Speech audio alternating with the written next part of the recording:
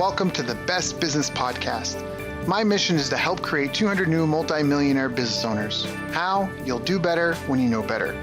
In my interviews, you'll hear from self-made millionaires, seven-figure business owners, authors, and world-class experts sharing how they did it so you can too without experiencing the same obstacles they did. Now, if you like this interview, please share it with a friend you think will benefit. They'll appreciate it, and I will as well. You can also connect with me on social media. Look for Daryl Urbanski, D-A-R-Y-L, Urban Ski, U-R-B-A-N-S-K-I, and add me so we can be friends. Now sit back, relax, and enjoy what I've prepared for you right here, right now. Hello, everyone. Thank you for joining us. My name is Daryl Urbanski, your host as always, and today we are joined by Dr. Adam Arnold, the founder of Web Profit Maximizer. WPM is a social media and digital marketing agency based in Sydney and serves clients globally. After 17 years of studying, testing, and successfully implementing the latest digital advertising techniques from some of the best mentors in the world, Adam has learned a thing or two about business growth. So I've asked him here to join us today to help us all market online a little better. So Adam, thank you so much for joining us. How are you doing, my friend? Hey, Daryl. Thank you for having me on, and I am doing really well. Thank you. Yeah, I know. You were just giving me some great tips, and we were talking about some stuff before we hit record. Now, I know you as a savvy entrepreneur who's obviously helping grow businesses and making differences in people's lives. But how did you even get into this? Like, there's a doctor at the beginning of your name. I was kind of surprised when I saw in the bio. I'm like, Adam's a doctor? And do you come from a family of entrepreneurs? And how did you get to where you are now? Great questions, Daryl. So, I'll take the last one first. I come from a family of entrepreneurs. No, my father is a butcher and my mother ran the school lunch program. So that was kind of my background. And most of my family were farmers. I grew up in rural America. So there was no entrepreneurial spirit in my family growing up. I had an injury when I was in high school that led me onto the career path of being a chiropractor. That's how I got the name doctor. And ironically, that is the same reason why I got out of chiropractic, because my back injury stopped me from being able to practice chiropractic. I practiced for 17 years. So so that's kind of what got me in, what got me out. And at that stage, I was at a stage in my life like, wow, what am I going to do with myself now? Like, I'm really passionate about chiropractic. And really, and the reason I'm passionate about chiropractic is because I love helping people. So what can I do with my life to help people and still get results and also do something that I actually enjoy doing? And the obvious answer for me was I loved marketing, because I've been marketing my own chiropractic practice and studying some of the greats like Jay Abraham and Dan Kennedy, long story short, I wound up being a part of a mastermind program by one of the top Facebook marketers in the world, Ben Simkin, which you've been at one of his events and spoken at as well. That's right. Well, actually, we also did an interview with Ben. I'm trying to get him back on for a second time. But Ben's a great guy. Sorry, keep going. Yeah, cool. Yeah. So got into Ben's mastermind, created an ad, generated 1,200 leads in 3 months for that business. And it's just kind of been rolling on ever since then. That's awesome. That's excellent. So obviously you've been through a few different types of business models and you've seen a lot of different seasons in business. What have been some of the greatest challenges in your career? Oh, great question. So, I guess one of the things is, like, because I was marketing and running my own chiropractic practice, I have got both online and offline experience, copywriting. And so it gave me a complete sort of a picture of the whole marketing process. Some of the biggest challenges that I have found, probably as an agency now, the biggest challenge that I find is when I generate leads for a company, we'll have one of two problems. One is they have too many leads and they can't handle them, and we have to turn off our marketing. Or number two is they get a bunch of leads, but they can't convert them into clients. And so both of those problems really comes down to having the back end sales.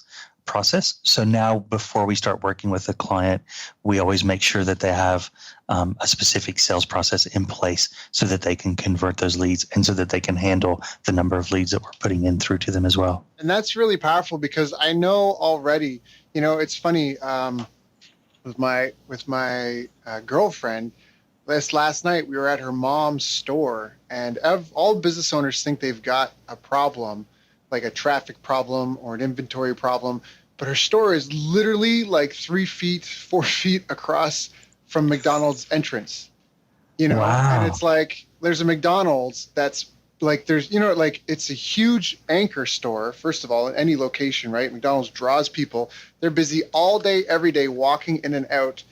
So the problem isn't that it's a conversion problem. Everyone has a conversion. Everyone thinks I don't have enough traffic, whether it's an online or offline business. You hear that all the time. I don't have enough traffic, but typically, if you had more conversions, you could get a lot more out of less traffic. If you make 1 sale out of every 10, then to make 10 sales, you need 100 people. But if you're getting 2 sales out of every 10, you only need 50 people. That's half the traffic. So it's almost like people always focus on the traffic part, but what you said is so important. So we talk about having a back-end sales process in place. Can you kind of describe what that, I mean, this might sound really rudimentary and basic, but just for, shits and it's my own show, I can swear, just for shits and giggles, can you explain what is like a back-end sales process? Like, what does that look like? Okay, great question. And so I think that I'll use healthcare as an example. I generate a lot of leads for functional medicine practitioners and chiropractors. So when the lead comes in to the chiropractor or the functional medicine practitioner, they will have their staff generally making the phone call. Now, the staff person that is the person that sees the clients walking in the door and greets them and takes them into the rooms is more of an administrative trained staff person. Mm-hmm. And they're not used to following up on people. So the first thing is that they have to be used to getting on the phone and having conversations with people. And the first area that it'll drop off is if they think they've made 2 or 3 phone calls, anything beyond that would be bothering someone. Right. So we have to train them to understand that it's okay to make 15 or 20 phone calls within the first 72 hours of a lead coming in. Right. So that's the first step is we need to, clarify when you get that lead coming in through your inbox, this is the steps that you need to do. And the first thing is you want to call them. And the quicker that they call them, the better the result will be. Right. Okay. And then the second step is okay, well, what do I say once I get them on the phone? Mm-hmm. And so then we work with a scripting process with them on what they should say to get them to convert. And sometimes we don't know exactly what we're going to need to do to get the conversion because we need to trial it. Mm-hmm. But typically we can come down to the biggest objections are generally time and money. Right. So it's about showing the value of whatever it is that they're getting on the phone. Because most of my clients are on the higher end of they have high ticket items. So mm-hmm. they're not a typical chiropractor or a functional medicine practitioner. Their programs are anywhere from $2,500 to $15,000 to come in and see them. Mm-hmm. So there needs to be a lot of value being displayed on the telephone. Right. And then once they get that client into the office, then it's about making sure they understand how to track what happens. Right. And so we set up spreadsheets for our clients where they enter in, the number of times they called, what was the result of that phone call, when they came into the office, did they convert into a client? So we make sure that our clients have all of the sort of back-end processes so that we can track. And that helps then, from an agency point of view, that helps us to make sure that we are then tracking them in terms of our ads to make tweaks to our ads. And then there's not really an upsell or side sell for most of my clients that are in that space. But if we were looking at, as an example, an event company that we're running ads for right now, they sell high-end jewelry. Mm-hmm. And so oftentimes, and they sell it through auctions. And so people who buy jewelry through the retail outlets aren't used to buying jewelry in an auction. So the first thing is to get them to the auction, get them comfortable with the process. And then the next part is to make sure that we get them to come back to the next auction so that now that they're comfortable, they're ready to start bidding and actually purchase jewelry. Right.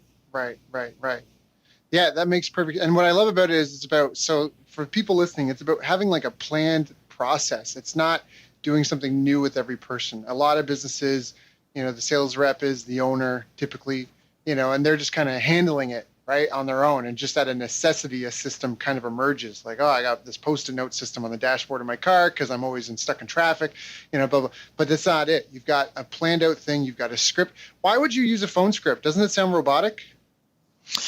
Great question. And so it shouldn't sound robotic if the person is using the script as like a guide. So they still need to put in their own personality, but we want to be able to test and measure. So if they say XYZ and they get, ABC result, then we know that XYZ works. But if they try to use something different every time, then we don't know what's working and what's not working. Right. And it might, you still might figure it out, but it could take a lot more iterations. And when you're spending money to buy leads, you want to minimize the optimization cycle as much as possible. And you do that with specificity. Exactly. And so I also have a background in NLP. So we will use NLP in our scripting as well, so that, and hypnotic suggestion. So we know the outcome that we're going to get. I love that. All right. So we talked about how helping you can generate leads for a client, but typically they don't understand. They don't really have a business in place is what it sounds like, because they don't have any systems or processes. They're just good at some, and I don't want to, that's not a dig at anybody by any means. But all right. So then you help them actually get a system in place to capture their leads, follow up the leads, track what's working, what's not working. Where do people struggle with that? Is it an easy thing for everyone to implement with, or do some of your clients tend to struggle with parts? Yeah, good question again. So, and you asked about a script. After a while, people get tired of saying a script, and that they then think, oh, let's just deviate from it, or I don't need the script. I'm good at Right. Yeah, I've done this enough now. I can do it on my own without the script, and so that can be obviously a problem. Or the other problem is because again they're administrative staff, they just get tired of making the calls, and so and that's where we will suggest they start looking at having an external company to make those calls for them. Because those are salespeople, and they don't care if they call the person 100 times a day. They're there to get a sale, and they enjoy making the phone calls. They don't get tired of making the phone calls. In fact, they get a high out of it. So, they're wired differently in their mind to making the calls. So, but that's typically the couple of the problems I see is, one, they don't like the scripts, or they don't like saying the same thing over and over again, and two is they just get tired of actually making the phone calls. Now, why pay for advertising? Like, why buy leads? Why not just word of mouth, that sort of thing? That's a good question again as well. So, I did a seminar recently in Ben's mastermind, and I was talking about marketing on autopilot. And when we talk about marketing on autopilot, the first thing that a business needs to understand is what core pillars of marketing they have in place. And referrals should definitely be one of your core pillars. The challenge with just having referrals is number one, you never know when someone's going to refer. You can't control that. So it's kind of like you're on this roller coaster ride of, I got 2 referrals this week and I got none last week, and then it goes up and down like that. So that's the first reason why we don't want to just rely on referrals.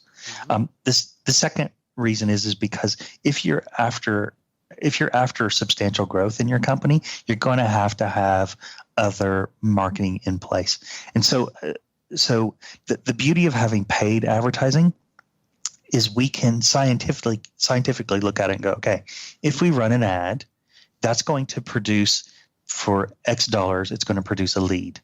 And if we get X number of leads, we know that we can convert, Y of them into clients. Mm-hmm. And so then therefore we know that we can get a client landed for, $100, $200, whatever it is. And we know that the back end sell of that is going to be $2,500. Mm-hmm. So now we have a system that's automated that we know that we can follow through and we can control with paid advertising. Whereas if it's organic, like as SEO, I think everyone should have that in their business as well. But you can't rely on how many people are going to search for whatever keyword you're looking for in Google that particular month. Whereas within paid advertising, we can control how many leads we're going to get, how many new customers we're going to get. Yeah. Yeah. You can literally turn a tap. It's like, hey, let's get 300 new customers, and then you just get them. And it's a simple concept to grasp. And I think it's a simple thing for you to understand, but it's not easy. It's not straightforward and easy. If it were, more people would be successful at it. So I think that's really where 17 years of experience plays a powerful role, because it really helps shorten that curve. You can do it. A lot of people also, there's a great book, Scientific Advertising, written by Claude Hopkins. And in it, he says, you should treat your advertising like you would a sales rep. You wouldn't expect your salesperson to make sales their very first day on the job when they're just learning about you and your product. You would have to pay them and invest in them for, for amount of time before they would start producing any results. And a lot of times paid advertising can be like that. You have to treat it like that, because it's such an asset when you have that tap that you can just literally just turn it on and get more customers. That's just such an empowering thing financially, business-wise, as far as security and stability and reliability or predictability. But it's not, again, it's something that, if it was so easy, everybody would be doing it. So it is something that takes time, energy, and effort to build. But I always say on the show, there's only really 3 ways to get traffic. You can buy it, you can borrow it, or you can build it. And borrowing it is, borrowing and building is where a lot of people tend to focus their time, but buying it is really the holy grail. That's kind of what separates the big business, the big boys, from the small mom and pop shop. So now, do you see habits or routines or similarities between some of your more successful clients? Any common denominators among them?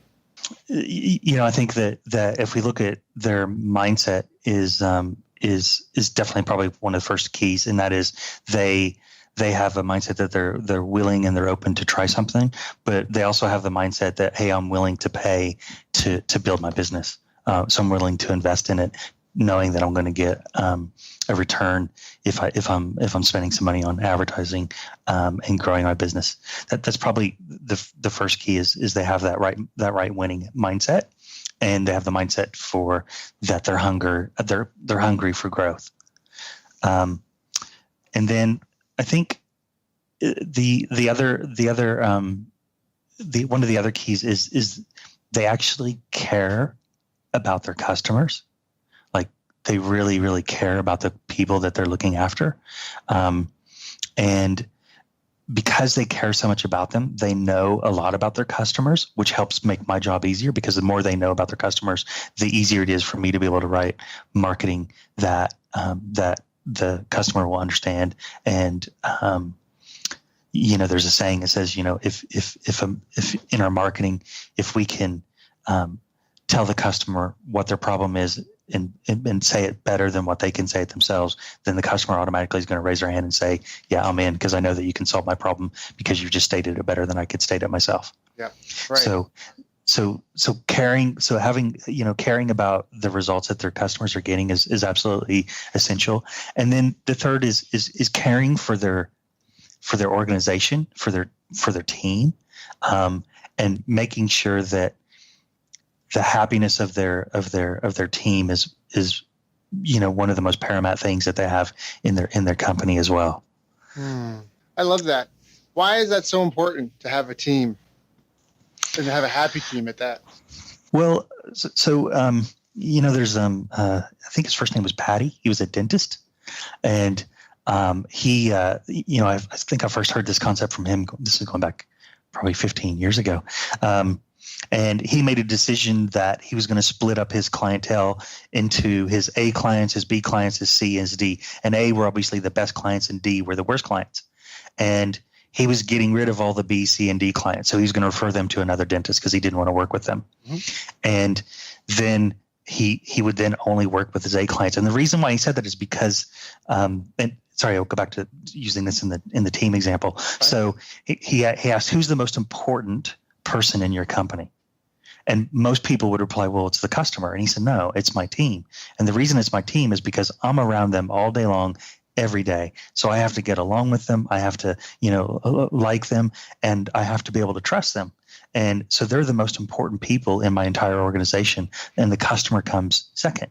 And then with the customers, he cleared out so that he was only working with people that he wanted to be around all day long. So his happiness came from, number one, having his team be happy and be around people that he liked. And number two, from his customers also being people that he liked and wanted to be around as well. That's such a powerful thing, because I think that's why a lot of people get into business. It's to have control. Like, there's so many things that are out of our control.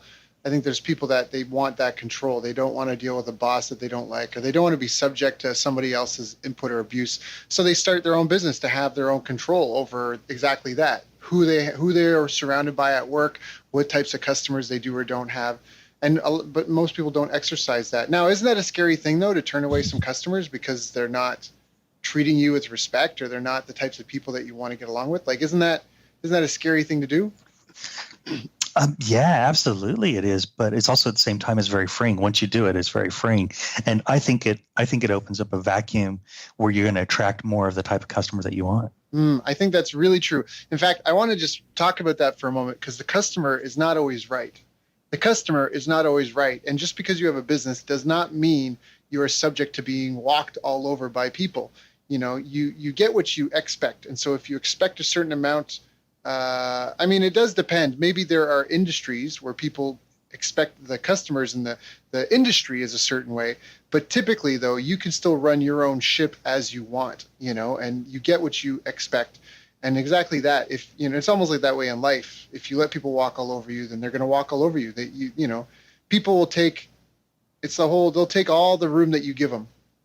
Customers as well. Absolutely, they will. And in your company, you have your rules, and these are the rules that we abide by to have our happiness. Just like, living in a country, you have rules that you have to abide by to keep it happy. You drive on one side of the road because that's what keeps everybody happy and keeps everybody safe. Yep.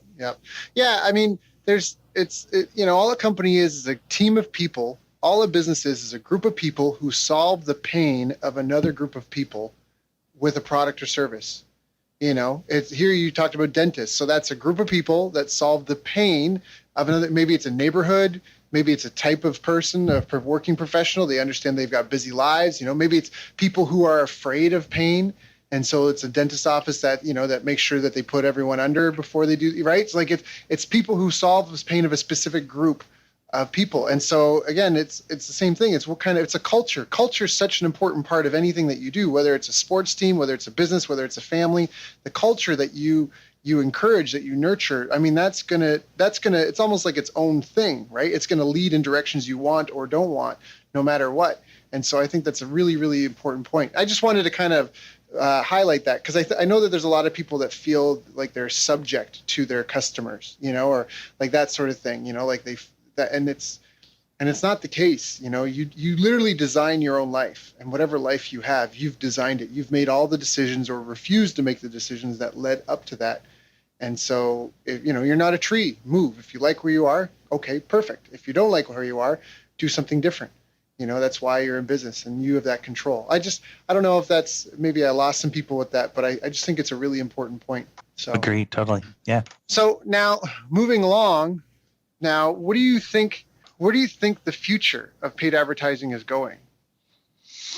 Oh, good question. And it's been in turmoil. So, as we're talking on this podcast, just today, chatbots were released again in Facebook.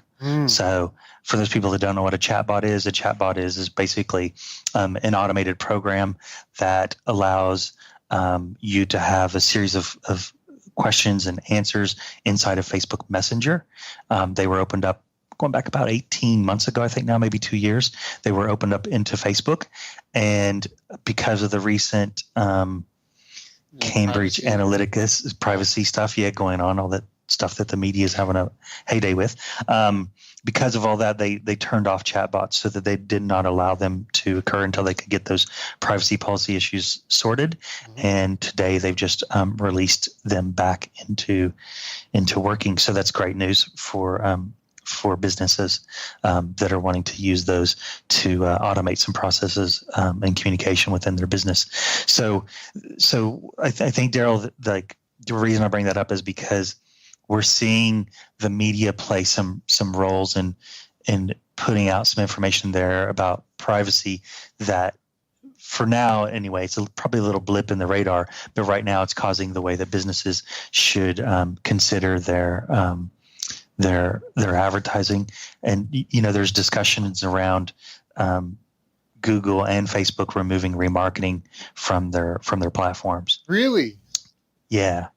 Wow. So yeah, I know, it's pretty scary. And for those that maybe don't know what the word remarketing is, if you've ever visited a website and then you go into another application like Facebook or maybe a Gumtree or a Craigslist, and then you see an ad pop up with what you were just looking at on the website, that's what remarketing is. It's so they're looking at potentially removing that from their programs. In fact, Google Chrome now allows you to shut it off if you don't want to see it. That's interesting. Now, I remember, I think it was Perry Marshall at the time when remarketing first came out, he said, this is the end of 5-cent, 10-cent banner ad clicks, because the ad inventory was going to get eaten up. It was going to get, because people would be willing, remarketing is such a powerful thing that it would eat up a lot of the excess inventory. But if they get rid of that, I wonder, it is scary, but I wonder if that is all, I wonder if the opportunity there is. So. Yeah, so that's a really good point. And so I'm working on a project with a couple of guys at the moment. We're creating a website that will have a couple 100,000 pages built in it, and that gives us the opportunity to serve ads through our website to that specific demographic. So I think that there's going to be an opportunity for potentially for banner ads, but more like a banner ad where you're approaching a specific website that has a specific demographic that looks like that's in your target market. So do you mean like media buying? Like I'm doing paid ads online and I can't really do remarketing, but I find that these sites, or these types of sites, my ads seem to do well on. And so then I approach them directly about advertising on them. Is that what you mean? Yeah, yep, correct. So like, let's just say as an example that the business manufactures dog food, and there's a website for dog lovers, and they get several thousand visitors, a month coming into their website. So the dog food obviously matches the website's demographic. Right. So therefore, they could put banner ads inside of that website and advertise within it to get business from that. Right. Yeah, because this is some old school, but I mean that's how advertising was back in the day. Before the internet, there wasn't remarketing. So people are freaking out about this, and they're like, "Aren't you freaked out?" I'm like, "Absolutely not." When I started Facebook marketing, remarketing wasn't around. Yeah. We didn't have it. Yeah. And all the targeting options that we have now, we didn't have that either. Yeah. So you had to rely on your ability to write good, strong copy and a great ad that matched what the target audience wanted to be able to get the result. Yep. I know a guy, Greg Davis. He's in teaching affiliate marketers how to market. He's a guru there. They call him Mr. 50K a day, and he has a saying that when the ad is good enough, the keyword doesn't matter. Exactly. When the ad's good enough, the keyword doesn't matter. It's not about the keyword; it's about the demographics. And anyways, it's just an interesting philosophy. But that's how it was, because before the internet, you had to buy lists. That's how it was. You would rent a magazine list. You would put an ad in a newspaper, and that was kind of it. I mean, you could do radio and billboard and TV and that sort of thing, but the channels were fewer. The reach was further, I think. I think the cost per 1,000 was perhaps cheaper. I might be wrong on that. I mean, different medium. You're not going to pay $1,000 you're not going to send 1,000 letters in the mail for which you can get 1,000 eyeballs on Facebook for, right? But Yeah. but I mean, just respectively.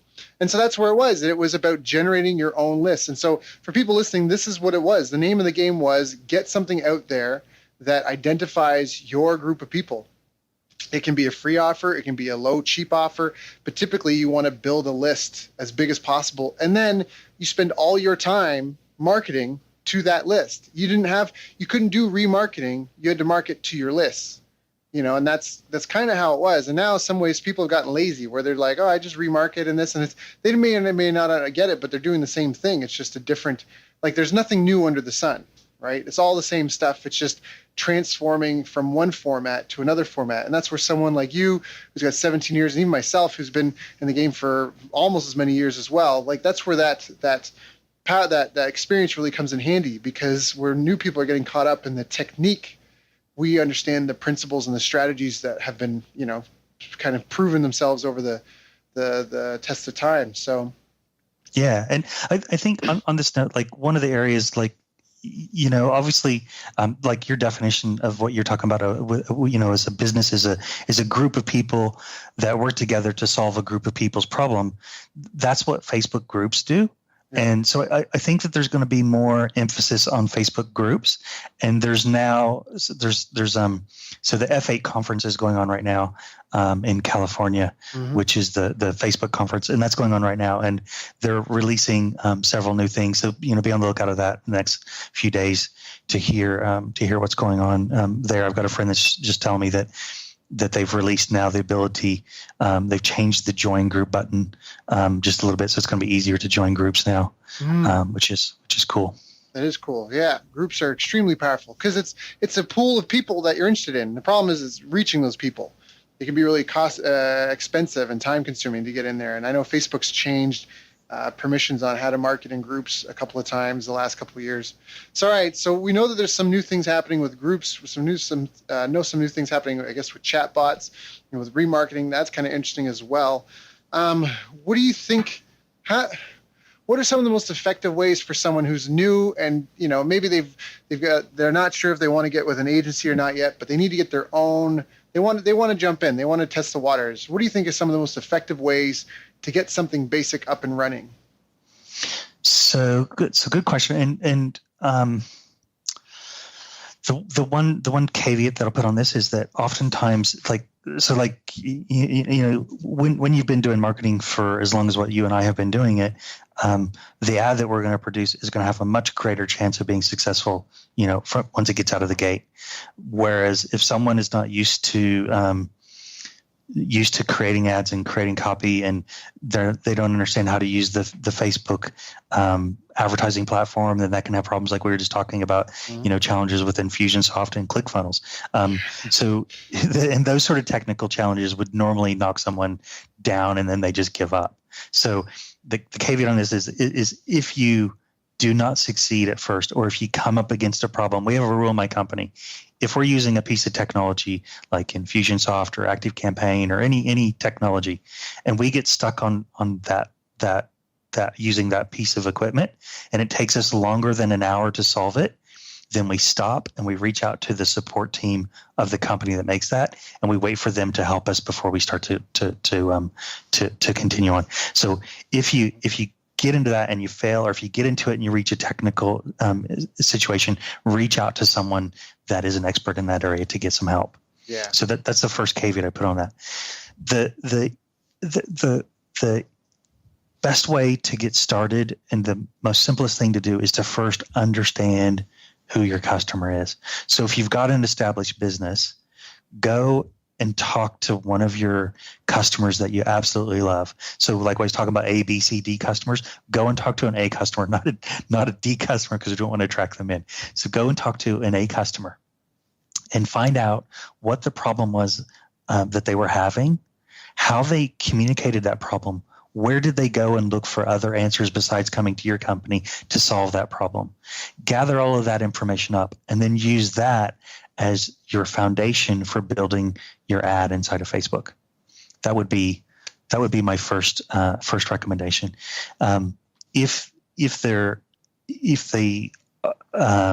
don't understand Facebook advertising platform, then they're going to have to get some training on that. And Facebook provides training inside of it. They've got a training platform called Blueprint that is free to use, and you can go in and learn how to use the Facebook advertising platform. And the third part of this is make sure they're boring as batshit to read, but make sure you read the Facebook advertising policies. Know them inside and out, because you do not want your ad to get disapproved over and over and then get your account shut down. Right. And I don't know, is Facebook still like they were? I've been doing Facebook ads still, but not as heavily as I was a few years ago. And for the longest time, Facebook had a hair trigger on banning accounts where Google would just disapprove your ad. Facebook would disapprove your ad and you. It was like, sorry, you wrote a bad ad. You can no longer advertise on our platform, as opposed to just this ad sucks, make a better one. Is it still, how touchy is that right now? So Facebook, like when I first started advertising on Facebook, I had 3 accounts shut down. Yep. So I haven't seen that sort of thing happening as much, but with the privacy policies coming out now, right. I'm sure that Facebook is going to start to monitor that if you're doing anything that's going to be breaking a privacy policy. So if you're sending someone to a landing page, make sure you have privacy policy on that page. I had a client, actually a good friend and a client for a while, and he was doing something like 20,000. He was out of Mexico. He's doing something like 20,000 net profit a month. Had an ad set running in Facebook for 8 months, almost untouched. Went in, made one small edit, and his account got shut down. It was like, and it was almost like they hadn't. It was like it somehow got under the radar all those months, and it was like that review. Whoever reviewed at that time, it was something like he changed the URL, like he didn't even change the ad, and it just totally got him, anyways. And it was just gone. Like it's not even like, oh, that ad that was running great and making me 20 grand net a month is now gone. It was like his account was gone. And the credit card tied to that, like it's a bit of a headache. So, and the only way around that, if that did ever happen to someone, once an account's gone, it's generally gone. Yeah. So my suggestion would first be go and like send an email to Facebook and see if you can get some help with it, or if you can go on the live chat and then do that. And the second thing is, once an account's gone, it generally is gone. So just set up a new account, use a new credit card, and that's essential. You have to use a new credit card, set up a new account, and just get back into business again. Don't let that stall you for weeks at a time. Yep. So all right, so we're talking about how to get your first paid ad campaign up and running profitably. You talked about doing the research. That's such a crazy thing. If you're going to go hunting, to know what you're hunting. If you're going to go fishing, what kind of fish and what kind of bait.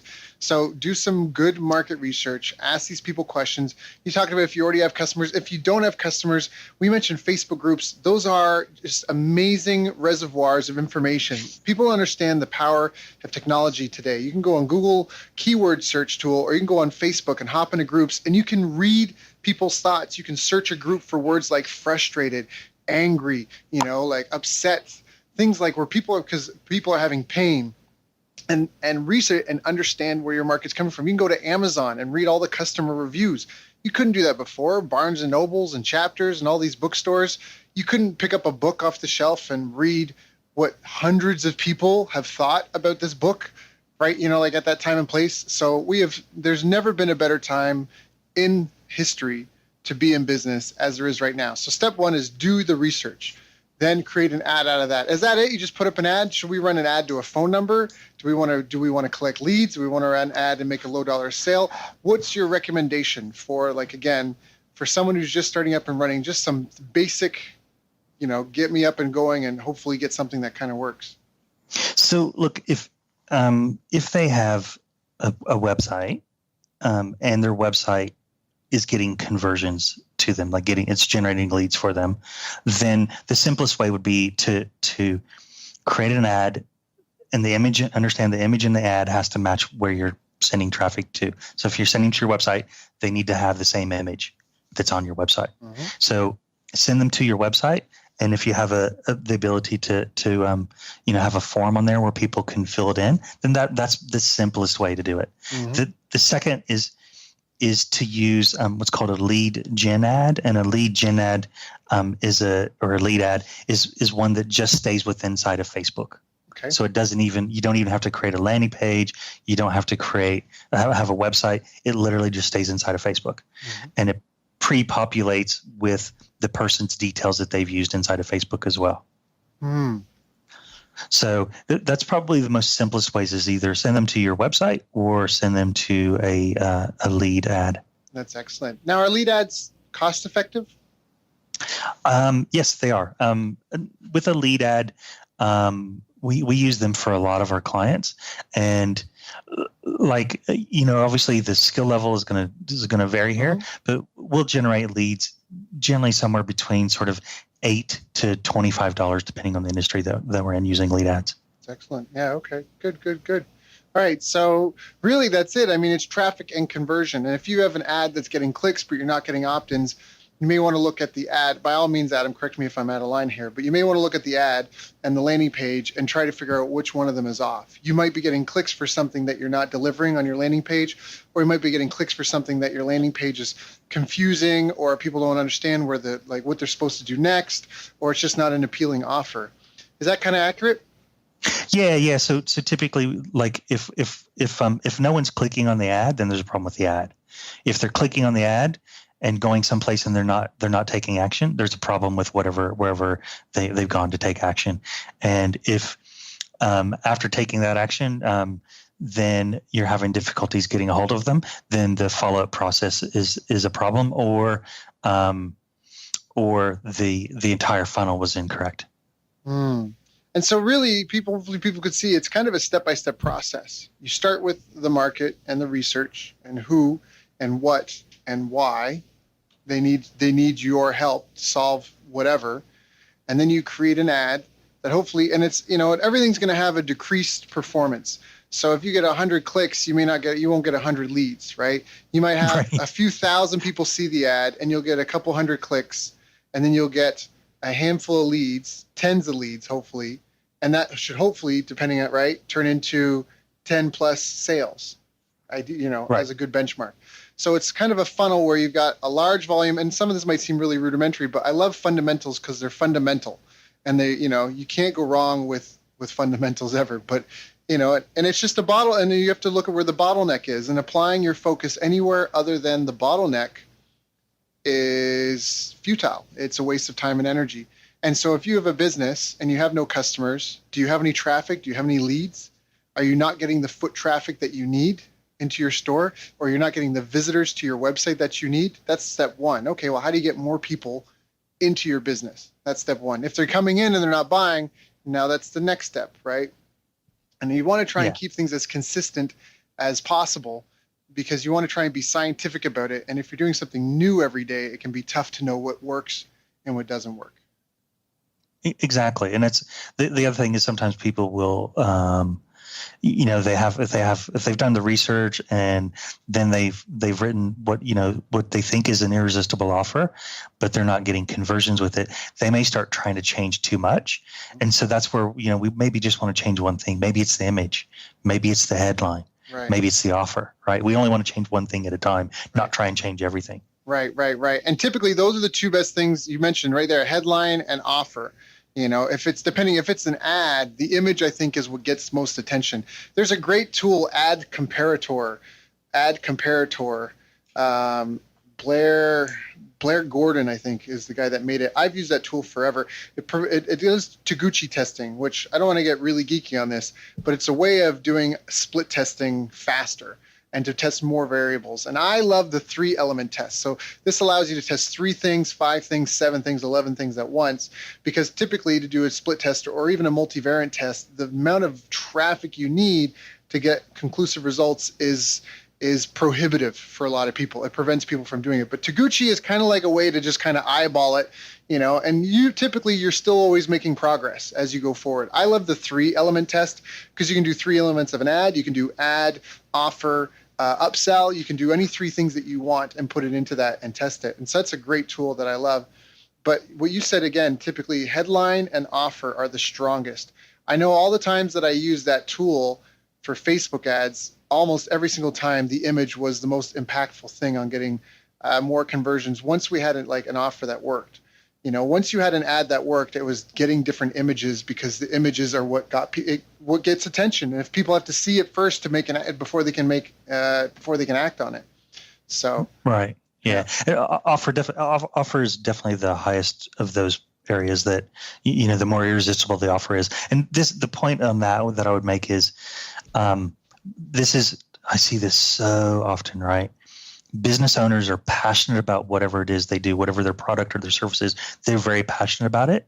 So they think if they give their product or service away, that is valuable because it's valuable to them. Mm-hmm. But you have to always put yourself in the shoes of the person that you're trying to attract in.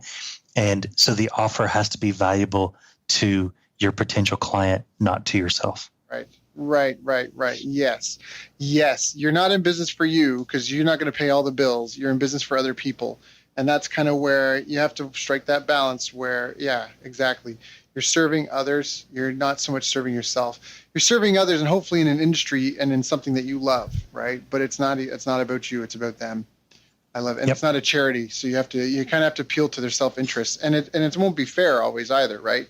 But that's well said. Yeah. So I want to ask one thing before we because I know we're getting close to the end of the call. You mentioned 4 pillars, and you said referrals is one of those. What are the 4 pillars? I'm super curious. Oh, I said core, CORE. Oh, right. So that's what I was referring to was core pillars. So it was core, and for every business that's going to be different. So typically, referrals is one core pillar that a business would have. Another one would be, having a website, and within the website becomes a lot of other things. And that is, how do we get people's eyeballs onto the website? So that can be through Facebook, through Google, through, whatever means of traffic, search engine optimization, to get traffic to that website and getting it converting. Another core pillar is typically for most businesses is some type of an event. An event, when I say event, an event could be, if you're an e-commerce store, an event could be, it's Christmas and you're having a Christmas sale. If you're a service-based business, an event could be an internal event that you're holding inside of your business for your customers, for them to bring along potentially new customers for you as well. So that can be an event as well. And those are typically the most sort of like 3 or 4 core things that I would see. I'm trying to think if there's another one that I'm forgetting. Please chime in, Daryl, if you can think of another one. Yeah, well, it depends what we're talking about, really, because there's core follow-up systems. I think referrals is a huge part, if not even just to generate new business, but it's almost like if you're in the arithmetic business when you have a business, right? So it's how many visitors, like how many potential, right? How many leads, how many qualified leads, how many buyers, how many complaints and returns, how many testimonials and referrals. So again, the core pillars, that's why I was just curious what your 4 were, because there's a lot of different ones. I don't have 4 off the top of my head, but I mean, there's everything. Everybody needs a way to onboard new customers and to treat new customers and create a wow experience, to create repeat buyers. I think that's a really important thing. You have to find a way to get customers. You have to find a way to get them to come back over and over again. I mean, it's only 3 ways to grow a business: get new customers, get them to come back more often, and get them to spend more money when they're there. So if your typical customer only comes and buys from you twice, how do you get them back a 3rd time? How do you get them back a 4th time? How do you get them back a 5th time? Is there a way to make a membership part of your business, some sort of subscription revenue? That's a huge part. So that's kind of, it's what we're in the business of. Every business in the business of getting and keeping customers. So how do you get them? How do you keep them? How do you optimize? How do you track what works, what doesn't work?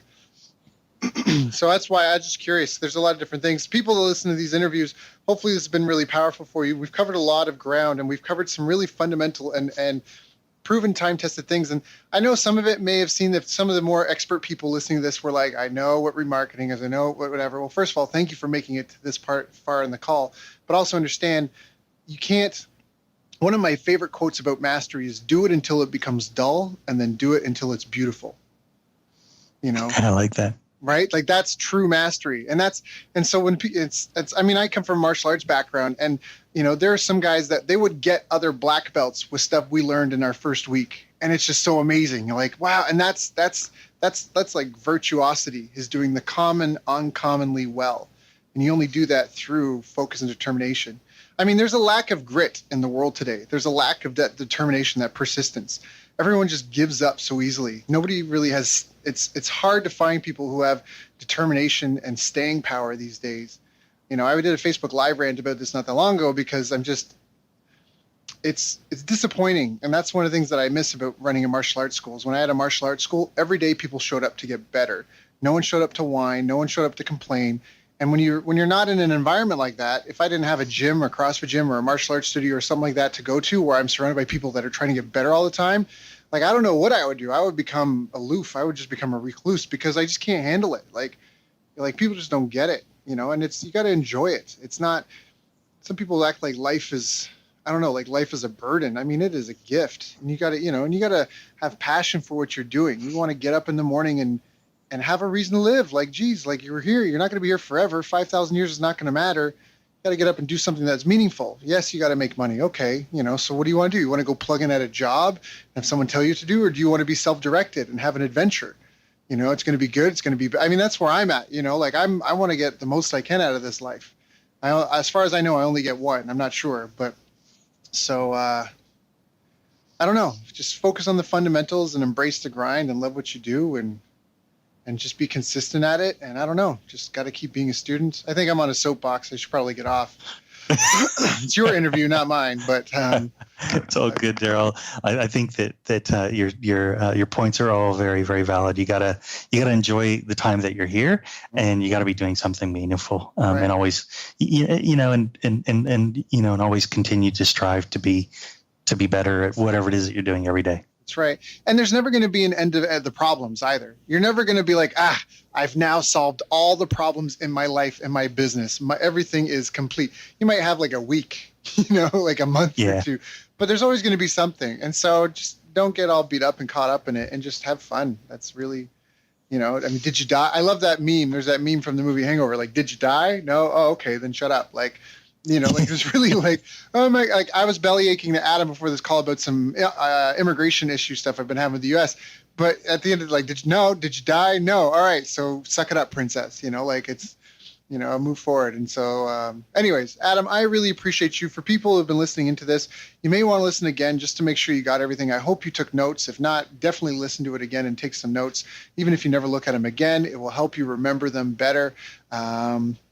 And I just really hope that you understand that we've talked about some stuff, and it may seem easy, like go on to Amazon and read the reviews, or check out Facebook groups, or ask your customers some questions and create an ad. Some of this stuff may sound really easy, but it doesn't mean it's any less powerful. The stuff that we talked about today is real. There's no magic room. Adam and I aren't going to hang up the call and be like, okay, now this is what I'm really doing in my business. So it's right here. It's been given to you, and now it's up to you to implement it and go, if this were the gym, you got to go get 100 reps, hammer it out. And if you need some help, there are experts around that can help you. In fact, Adam, if anybody here would like to reach out and get some help, what are some of the best ways for them to contact you? So they can email me. My email address is adam@webprofitmaximizer, and maximizer is spelled MAXIMIZER.com. So Adam at Web Profit Maximizer, and I guess I should spell profit. I once had someone said, "Is that PROPHET?" I'm like, "No, it's PROFIT." So Adam at webprofitmaximizer.com.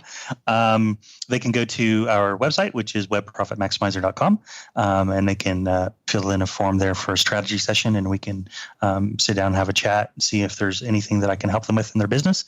And if they want it done for them, then we can also talk about that too. Perfect. So, Adam, thank you so much for joining us today. Again, you've been a valued friend and advisor, and I'm just grateful that I could introduce my following to you, my audience to you.